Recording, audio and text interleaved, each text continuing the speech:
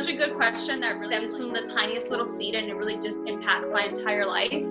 But if I can just go back to like 2014, I started a fashion blog, and that blog was all about promoting fast fashion. And that was really coming from a place of trying to just please brands because I wanted to get noticed because I'm buying all these pieces from them. It came from a place of wanting to please others because I was staying so on top of trends that I wanted other people to notice me and what I was doing.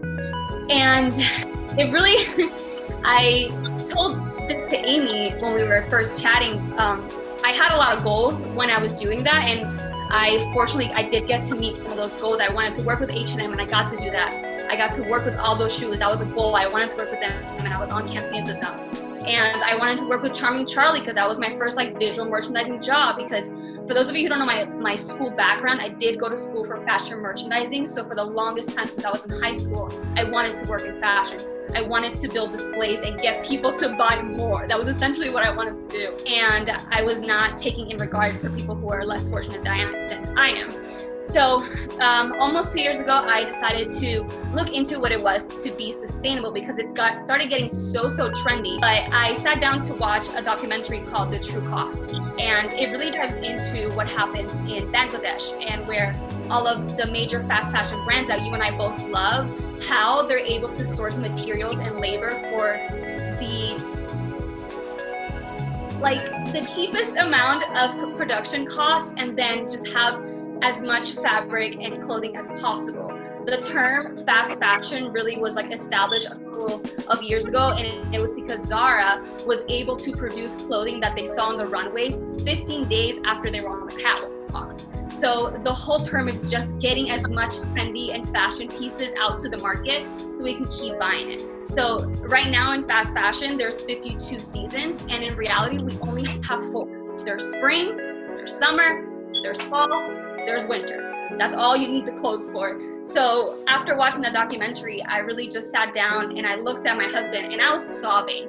And he was just staring at the screen like, are we contributing to this? Like just up with a blind eye, because it's so far away from you and I that we don't think about these people.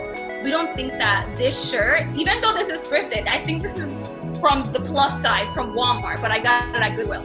Like, who made the shirt that was originally at Walmart? I have no connection to that human being, but I should have that connection with a human being because it takes resources, it impacts our environment, and it impacts people. So I just figured that I was not going to support that any longer, and I was going to put my energy and my effort into educating others about how we can love others through really our actions.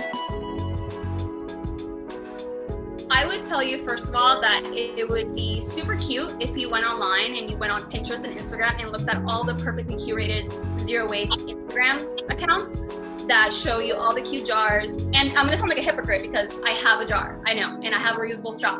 But I didn't buy these to become zero waste. I'm just gonna point that out. So I think that gives you inspiration because, of course, everything is aesthetic. You want things to look cute. So I just want to, you could do that, but I think really the best thing to do is just educate yourself. Educate yourself, watch documentaries, look up information, follow organizations, because the best thing that's going to help you make a change is just having that difficult problem in your face. If it's not in your face, if you don't know the amount of plastic that we waste every year, if you don't know what happens behind the scenes at a corporation, 2 items, and you're getting one's in plastic, one's in glass. In your head, you're going to go, I'm going to buy this lotion in glass because it's more sustainable.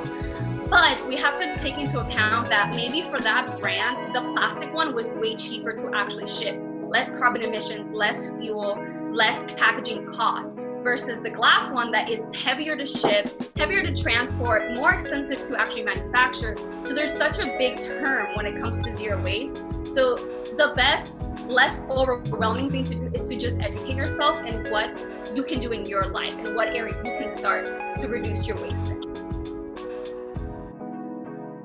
Or when I need to buy something new because I'm missing an essential piece in my wardrobe, then I'm looking at brands like Whimsy and Row. Nizzolo is a shoe company. I Need Universe is handmade in Peru. and it's all like alpaca and wool and sustainably and locally sourced. But I'm obsessed with their mission and like what they do for the environment. My brand of the dress is called Ormai, and I love Isabella's designer. It's just incredible. She's an amazing beauty. So those are a couple of brands that you can totally check out. And I'm not saying go and buy stuff right now because they are pricey. You have to invest in these pieces because we have to remember that, again, like that dress had to be sewn by someone who had to be paid, who had to get it from someone who turned that little plant into a fiber, who turned it into a fabric. That's a lot of money. So It shouldn't be cheap. So look at these, with a grain of salt because they are going to be more on the expensive side, but definitely check them out when you need to invest in something new. Sustainable in the sense of reducing my waste, 2 people. The first one, Bea Johnson, she is the author of a book called Zero Waste Home, and she's done a million of talks. I actually got to see her in person. It was a Christmas present from my Nick's parents, my in-laws. Yeah, I actually bought her ebook because I was like, I'm gonna save so much paper. I'm not gonna buy the actual book. And then I actually went to see her in person and she was signing books. I was like, I'm gonna buy the book.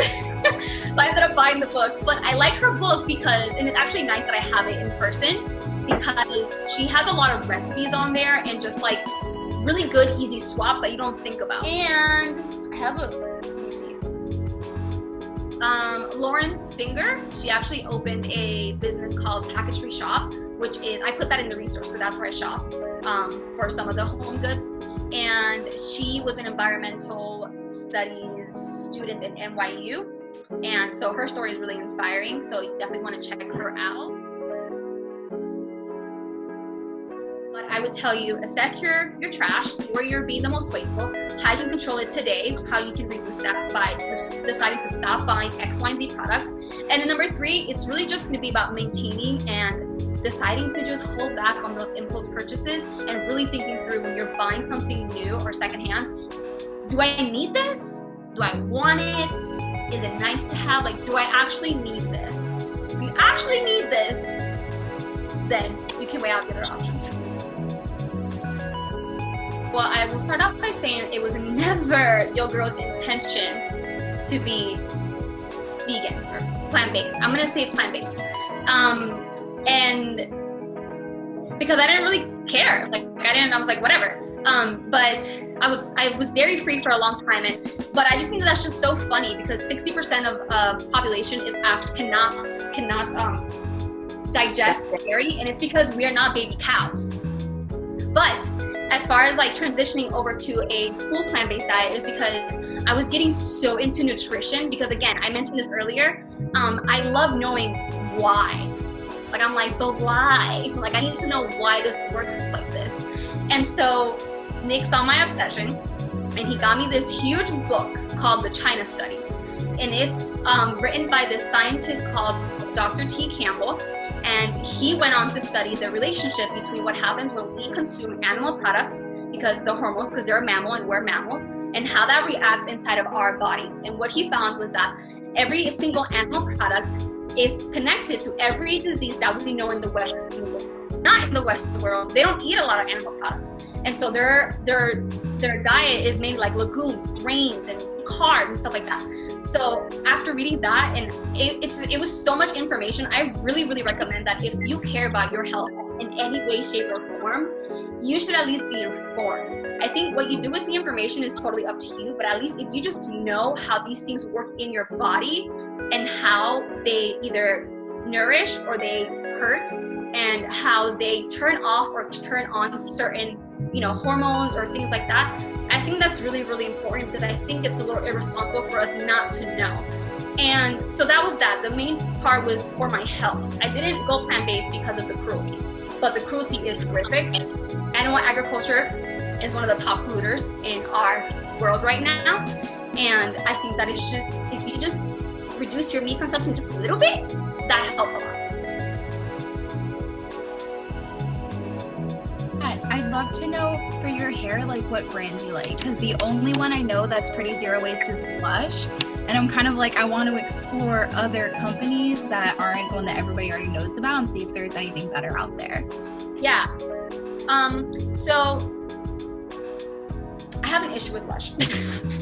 Wait, give me the tea. I want to know then. They just formulate with so much fragrance, it blows my mind. So I don't understand like the whole like organic, natural, and then you like have a whole bunch of synthetic chemicals. I don't weird. I get an insane headache when I go in there. I can't even walk in there to shop. But sometimes actually. Yeah. So my favorite hair brand, I know you put it in the chat, but yeah, it's either pronounced Ethique or Ethic. I'm not exactly sure, but they're a brand that's from New Zealand. And I love them because they are so on point with providing so much information about where they source their ingredients, as well as the effectiveness of the ingredients, because everything's formulated for different hair types. Anybody else? yeah. Anyone else? One question I do have is kind of more along the lines of like your platform. And how like once you started learning more about it, because I know you said you were doing more fashion, like once you started learning more about all of low waist style, how did you decide to like promote it, and what are some of the tips you would give to someone who's thinking about doing the same thing? And like you're starting your YouTube channel, so like what went through your mind when you were starting that, things like that? So with my platform, it was really tricky because I felt like I was living a double life, because on my personal Instagram for the past, I don't know, 5-6 years, I was promoting fast fashion, right? And so I was like, I need to make a whole separate Instagram for this new life.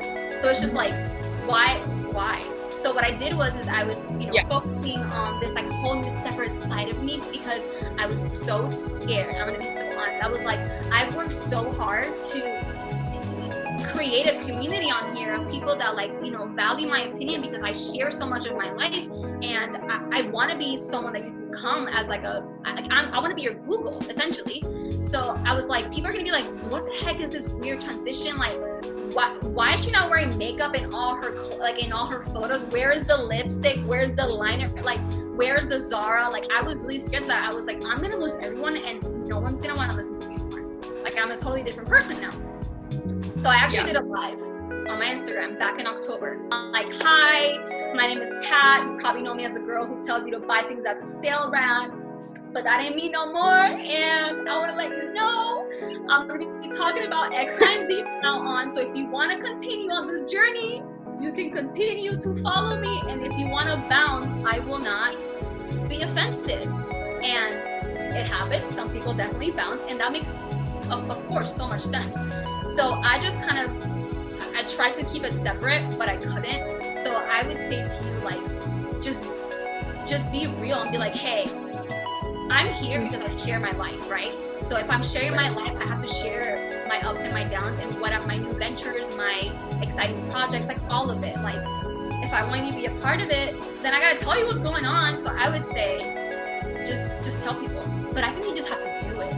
Like, just go for it, because at least with the drastic, someone knows like, oh, there's a change. What's the change? I want to find out what the change is. So, all right.